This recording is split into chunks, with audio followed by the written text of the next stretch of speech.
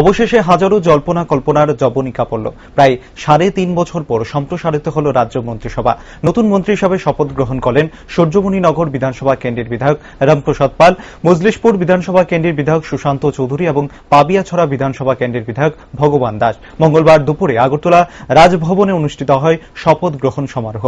রাজ্যপাল সত্যনারায়ণ আর্য নতুন নির্বাচিত 3 মন্ত্রীকে শপথ বাক্য পাঠ করান। পরবর্তী সময়ে সংবাদ মাধ্যমের মুখোমুখি হয়ে মুখ্যমন্ত্রী বিপ্লব কুমার দেব বলেন, শপথ নেওয়া 3 জন মন্ত্রী অত্যন্ত নিষ্ঠার সহিত প্রধানমন্ত্রীর আদর্শে অনুপ্রাণিত হয়ে জনকল্যাণের জন্য কাজ করে যাবেন। অন্যদিকে তিনি আরো বলেন, 2018 নির্বাচনের পূর্বে যে ভিশন ডকুমেন্ট দেওয়া হয়েছিল, শাসক দলের পক্ষ থেকে সরকার প্রতিষ্ঠিত হওয়ার 3 বছরের মধ্যে প্রতিশ্রুতির যা দেওয়া হয়েছিল তার তুলনায় বেশি কাজ করা হয়েছে রাজ্যে।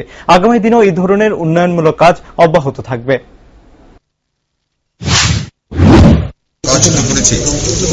এবং প্রায় প্রত্যেকটি সেক্টরে ত্রিপুরা আজ এক নতুন দিশা নিয়ে চলছে। প্রত্যেকটি সেক্টরে আমি আশা করি যারা আজকে 3 জন মন্ত্রী শপথ নিয়েছেন, নজওয়ানেরা, 3 জনই নজওয়ান, এবং যেই দপ্তরে দায়িত্ব দেওয়া হবে দায়িত্ব সহকারে মাননীয় প্রধানমন্ত্রীর যে স্বপ্ন সেটা সাকার করবেন এবং ত্রিপুরা মানুষের সর্বাঙ্গীন উন্নয়নের জন্য কাজ করবেন। 2023 ত্রিপুরা বিধানসভা নির্বাচন আর বেশি দিন বাকি নেই। আপনি সম্প্রতি বলেছেন যে যা প্রতিশ্রুতি দেওয়া হয়েছিল 18তে সব পূরণ করা হবে।